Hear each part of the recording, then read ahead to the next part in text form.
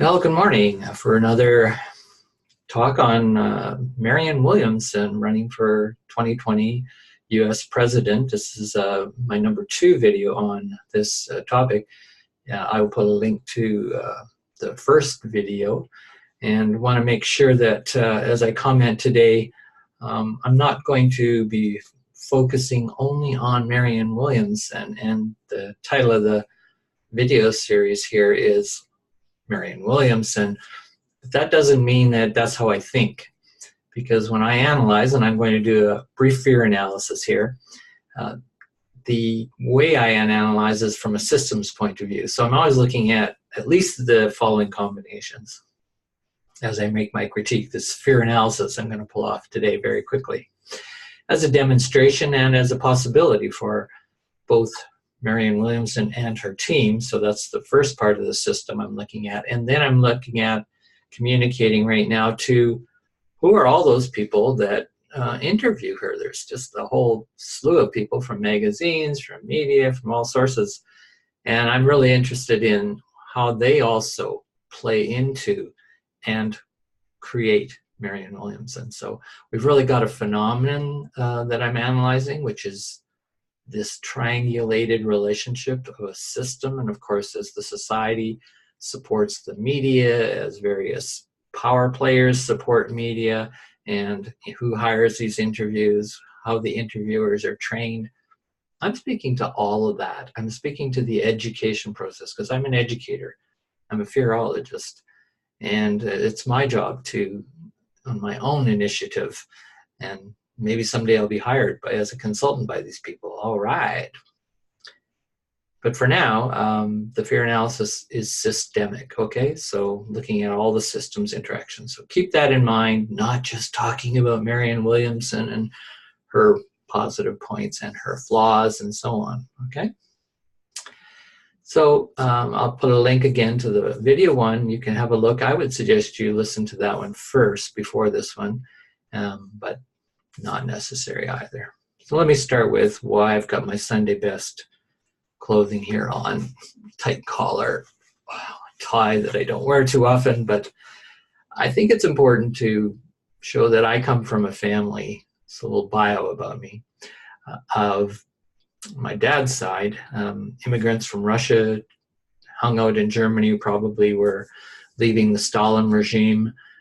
They hung in Germany for a while, and then the Fisher is the background. They dropped the C out of the spelling of Fisher from Russia and just became F-I-S-H-E-R, and then moved to Canada early in the 1900s and started a farming operation. And this was basically a small piece of property they were given to from the Canadian government to start a homestead. So that was the movement I was part of, and therefore I have a very strong agricultural background. It's deep in my historical roots, and all the roots back that we know of on my father's side are peasants, and likely a lot of those were farmers. On my mother's side, I won't say too much about her because I'm not going to be specifically talking about her today. But again, an entire line of peasants, as we know. And so this first, my grandfather was, in that sense, an owning class person. He owned land and was given this land very inexpensively so that Canada could grow and bring in the new immigrants to grow their population quicker. But by no means were these, my grandfather or my mother's side, or my father, by any ways moneyed. Absolutely not. Very poor, working poor people.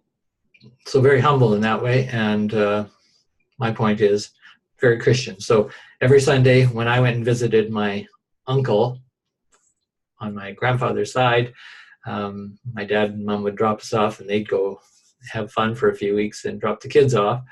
And we got to hang out on the farm, my uncle's farm, which was very close to where my grandfather's farm was in Lacombe area. And I loved it. I loved the nature. I loved the animals. I loved the whole scene of what the farm was. I'm a city boy, right? My dad and mom chose to live in the city and become city folk, again, in the working poor class. And the thing we had to do every Sunday, of course, is go to church. And not only every Sunday, every morning that we were there. Extra long on Sunday mornings, my grandfather, my uncle, Uncle Ted, would pull out all the books of the Christian books and the Bibles. And later on, I learned that really they were of a fundamentalist stream of Christian evangelism. And I was also then steeped in that environment of central Alberta, and was a Bible Belt area, it's called. And interestingly enough, in 1980s, many years later, when I became a school teacher, that's where I got my first job with my wife at that time. And both my children were born in Bible Belt, Alberta, in that central area. And I was teaching in a small rural school in a community that I had to be in close contact with. It was essential. So I know all about rural communities. I know about what happens when you're in a rural community and you don't think exactly the same as other people. And I know what it feels like to have the minister come and speak to me on my second or third week as a teacher, and the minister, the local minister. I mean, literally the church was right across the street from this little rural school, and would come and ask me questions about my beliefs. And have I been saved by God? And am I aware that when I'm teaching evolution in my science courses, you get the spiel. So I don't want to go on and on about my bio. That's probably enough to give you a sense of I deeply, deeply understand. My dad actually also, went into the ministry for a year before he went off to World War II as a young man, and of course he never returned to religion after that. So I was raised without that. With any strength. Yeah, they put us to church every once in a while. So I do know the church world. Wanted to just inform you about that, because I think it's really important. When I listen to Marianne Williamson and her programming, her construction, and what she's trying to achieve, I listen very carefully. I observe very carefully, as I did as a young boy. I listened so carefully to my uncle and watched what he was doing and the effect he had, and why was he doing all these nuances in his preaching, and preaching about the evil of TV and things like that. I agreed with him on that. Marianne Williamson's construction, as I'll call it, meaning her team and everybody else, is really constructing a preacher. And she definitely has preacher background somehow or some way. She's a natural preacher, and it really comes across in her talks and in her interviews and her big speeches. And that's okay, because I told you earlier in number 1 video I made on her is that I am so inspired by her stepping up as a spiritual person, come out of the New Age human potential movement, and has actually really gone into politics, which in a way shows me, okay, now that's a really integrated person compared to so many spiritual human potential growth people, wellness people who don't want anything to do with politics. And Marianne Williamson's very critical of that, and I'm very critical of that too, that a lot of spirituality has turned into, as she calls it, ersatz, pseudo, shallow spirituality that's pretty much a lot of narcissism, and I'm quoting her on that too. All right, enough of that critique. Why I'm really getting to this love preaching that she does, and that's going to win her well with a lot of perhaps Christian community, although she doesn't come across as a straight up Christian. She Judeo background rather than Christian, but Jewish, etc. But she's very eclectic. She's interfaith, obviously interspiritual thinker and global thinker. So those are all great qualities that I'm all for. And I don't want her to, and her team, to play down the preaching part in a certain way. But here's my point. When I was young, I watched how love from these Christian evangelicals was continually belted out, wow, this is because God loves you, this is because we love you, and you have to be good, and you have to do this, and you have to morally submit to the word of God. And I watched that filter through my cousins, and I've seen it, of course, in the society and tele-evangelicals and so on. And I'm not all that keen on all of that. People obviously get a lot from it. I'm not going to deny that. So what I'm seeing is a rigidity. And so that's what I saw when I was a young boy too. I saw the rigidity of this love preaching, moralism. And through that love preaching and moralism, basically there was this feeling that it was very rigid. It was not seeing me. It didn't have nuance. And so I'm watching Marianne Williamson, repeatedly in her speeches and interviews and in her magazine. She's starting to say the same things, same responses to same kinds of questions. And that's telling me that, okay, well, Marianne, you're supposed to be love-based. This is, I want to look for a flexibility, a type of fearlessness that has this curiosity, flexibility, and even nuance with the very person she's talking to.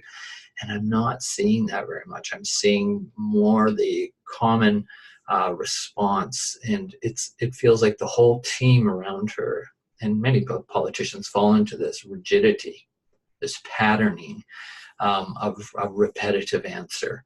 And it's to get it quick and be there snappy because you don't have a lot of time in these, especially the media interviews and TV. But actually, if you spend a little bit of analysis, there's actually quite a bit of time.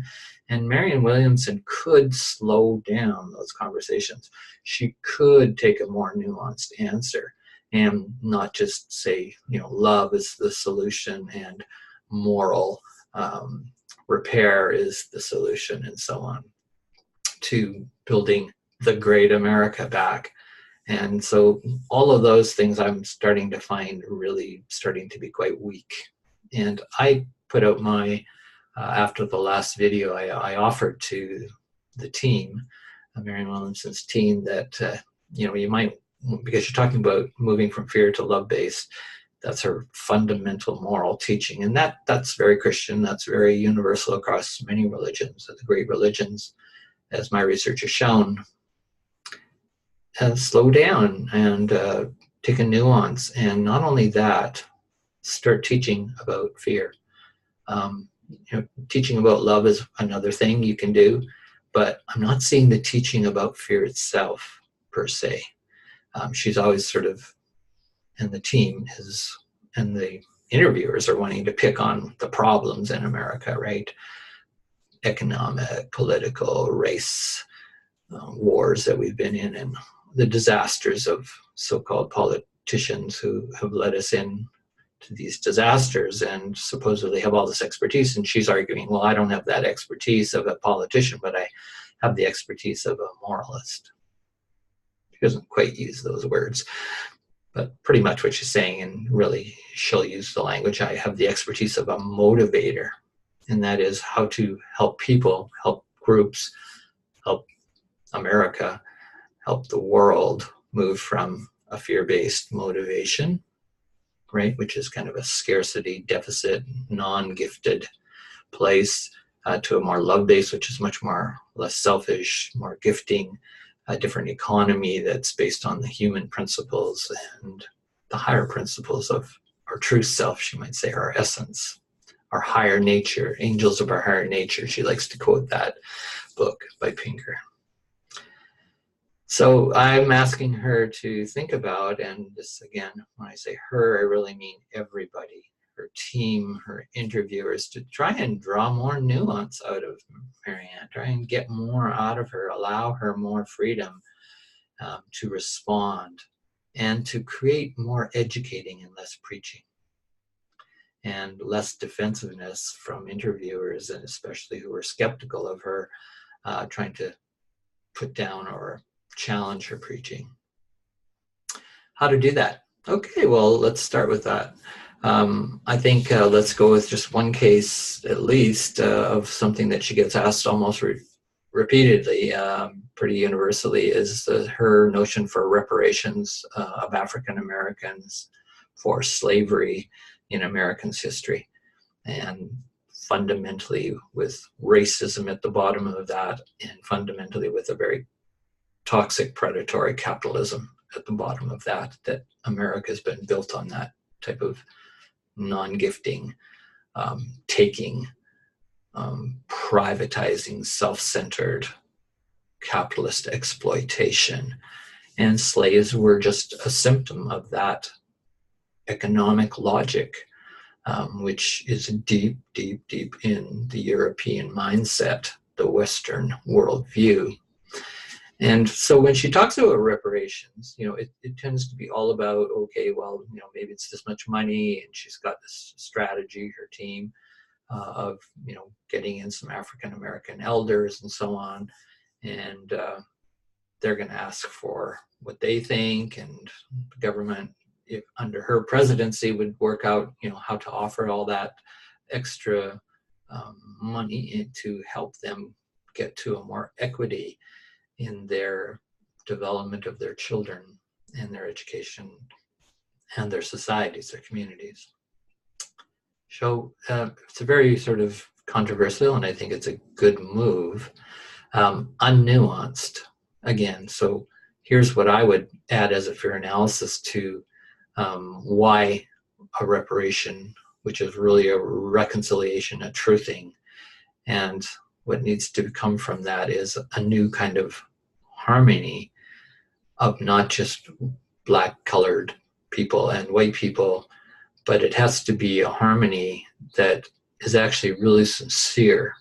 So I'm just talking from a white person's point of view and the elite white who have controlled so much of America since slavery. What is not being talked about in the system is we need to learn. Marianne Williamson and the white people and many others who are the elite in America. We need to learn from African American people. Why? They're our ancestors. They have the genetic, cultural history and evolutionary history as the first peoples. And that goes way, way back. That goes way, way, way back to our roots as a species in Africa. And even if some people challenge whether that evolutionary history is true or not, there may be other variation theories and models of where the indigenous people came from. But for the most part, there's assured evidence our indigenous peoples came out of Africa. And therefore, why is that important in terms of love and fear? Is because there's good arguments to make, as I make as a fear analysis, and the people I've studied, and I read African philosophy, the Yoruba people's philosophies, for example, by Annie, a scholar who's really nicely articulated that the African-centric worldview fundamentally was non-fear-based, and that doesn't surprise me. I find the same thing in studying the indigenous worldview in North America and peoples and others in South America and so on, that, they actually have a worldview that is not based on fear. It's not based on a lack, or it's not based on a sin. There's something wrong, and then you have to repair yourself to get good with the god or gods, which we see so much in the Western Abrahamic traditions, especially of religions. And the indigenous teachings, and again, I would say through this African-American line, these are our indigenous people. So it's not just about let's repair you, give repair for, slavery and what it's done to you. And all the focus there is on the problems, right? It's not focusing on people of color from that indigenous background carry continual ancestral wisdom and intelligence on the line of fearlessness, of how to not get stuck in a fear-based economic system. And one way is that to understand how those indigenous traditions, going back thousands of years, understood the notion of a gift economy, which is free of fear, based way of accumulating and distributing. So that in our tradition sometimes called the potlatch ceremony in Indigenous structures, cultures, it keeps the real wealth as being that of the gift of giving away. Well, that just so totally goes against our modernist view of Western colonialism and capitalizing and domination worldview. So that's just a little piece. In other words, I'm saying is that if you want to learn, white people want to learn how to move from fear to love, well, ask your ancestors and now trace that through our evolutionary line, pre-European, pre-white, back to our Indigenous roots. Now that's the kind of connection I'd like to see Marianne Williamson and her team and the interviewers talking about. And so let's add to that further. Then just imagine an interviewer, right? They're with her and they're asking this question about reparations. And instead of asking the question, how are we going to pay for that? Which interviewers typically do, and these journalists, and then getting Marianne all caught into how she's going to do that. We kind of miss the point of the real depth of this transformation that Marianne Williamson actually wants, and that her teachings from the Course in Miracles that she guides her want, and this universal movement of from fear, fearlessness to love wants. Let's get back to the roots and talk about, and so here's what I'm saying with the journalists too. Come on, you folks. Ask her questions about, okay, well, Marianne, for example, how did we get into such a fear-based way of living, you know, that you call this moral rot that it's now brought upon us in late capitalism? Yeah, ask that question. And then ask her, okay, well, you know, we've got a lot of people watching this interview right now, millions perhaps, and let's talk about, so what are some strategies people can actually use right now to move from fear to love-based? From fear, I prefer, to fearlessness as a practice and a theory and a movement, a praxis, and a criticality to love. So let's actually talk about that. Like, take part-time in the interview. That if that's Marianne Williams' specialty, right? This is where she's coming into the political presidency as a moral leadership, she calls it. Not as an expert on administration. Then let's take the time to talk about fear and teach people right there. That's your platform for educating. And Marianne Williams wants that platform, as any evangelic person, preacher, leader would want. But it's not there. It's become very rigid. So you get these quick statements about love and moralism and the rot and the evil. And well, that's what I saw with my Christian relatives as well. Good intended. You could even say, well, they have sort of a good idea about how to improve the human condition, human potential, and yet not a lot of creativity and not a lot of nuance in the actual teaching. And that's sort of been commonly a problem in leadership generally. So we need to see that kind of shift take place. So that's what I would first encourage. The other thing I would encourage with that is that we have to talk about healing. And that gets mentioned a little bit in Marianne Williamson's talks, but it's thrown out. Oh, yeah, and we have to heal the wounds between the black and the white, and this group and that group, and the elite and the rest of the 99%. Yeah, we have to heal those wounds. We have to repair that too. So I'm all for reparation and a leadership for all politics everywhere, really, that has to be focused on healing these great divides in classism, racism, sexism, right? Yeah. Me Too movement, disasters that are ongoing, etc. So bring in women, Marianne Williamson being a representative of one of many brilliant and very intelligent, compassionate women that I'm starting to see, right, that are coming out.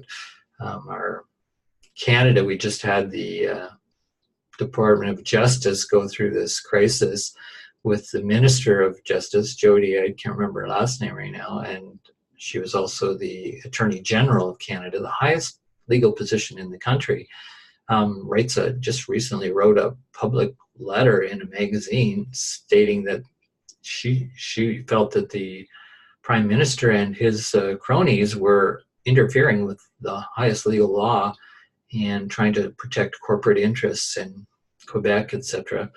And she just came out, and of course she got basically moved, and she'll probably get fired more or less. Her career is pretty much done in the Canadian government for being a whistleblower.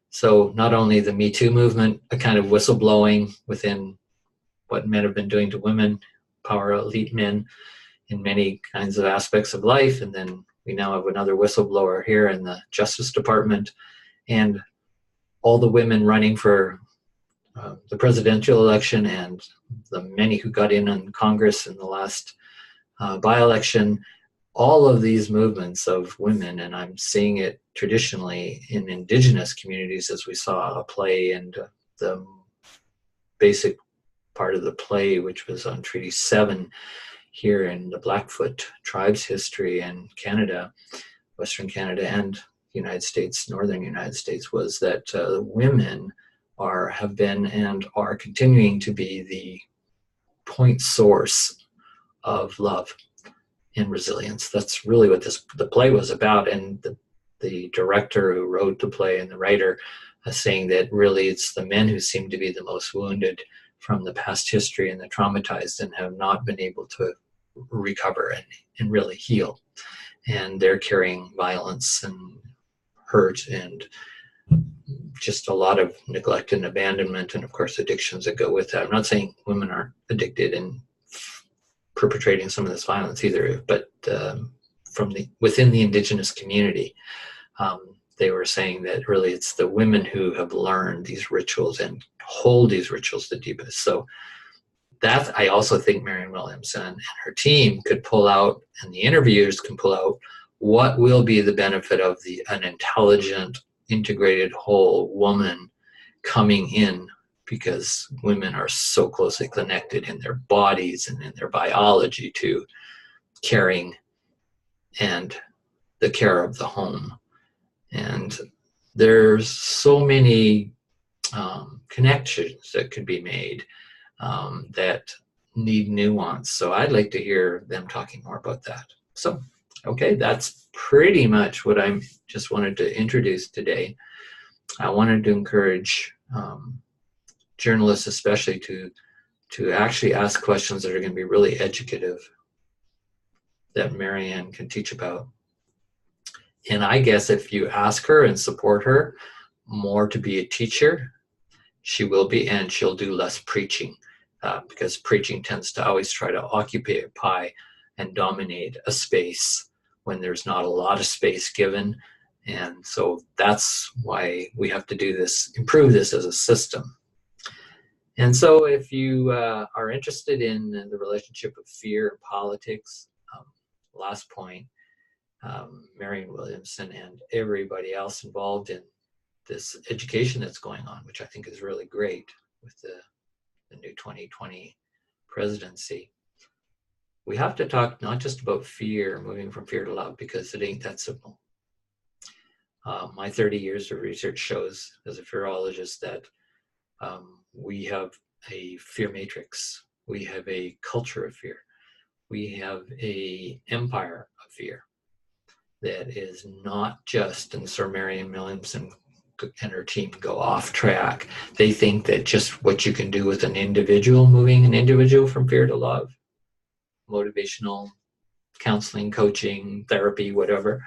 They say, oh, it's just the same as the group, the collective, she says it several times. It's the same thing, we just can, no, it's not the same thing. You're talking about a level shift. You're talking about a scale shift that is not the same beast, so to speak. Individuals, yes, are part of the collective, but the collective on a larger scale is now operating on systems of infrastructures and machinic dynamics that are connected to institutional, digital, media, they are operating on principles and rules, as any sociologist knows, any cultural studies expert knows, are not the exact same as the psychology of an individual. Please get that straight. And Marianne Williamson, coming from that psychological, spiritual, I think is quite naive so far in understanding the historical, political, economic, machinic, institutional aspects of reality and how they move. So we need a much more holistic and integral. So she talks about holistic, or she uses the word integrative politics. We need an integrative politics, an integrated society. And okay, she's partly there. She's partly moving there in that rhetoric and that ideal. And what we need now is a more integral, more holistic understanding. So I draw on the work of Ken Wilber and other integral theorists who have really developed this in a much more intense way than I'm speaking about today, a much more nuanced way. And that literature is available and so on. If you're interested in integral theory, integral philosophy, you could look up on Wikipedia, for example, and you get a lot of leads. If you want to talk to me and ask more questions about what is this integral politics that you're talking about, what would that look like? That's a really interesting question we could pursue. But I'm encouraging Marianne Williamson and her team to look at not just integrated, but move to integral. It's much more deeper, and it will correct that problem of thinking that how you change individuals is how you change society. In all those larger structures that I just spoke of a higher order, of a higher scale.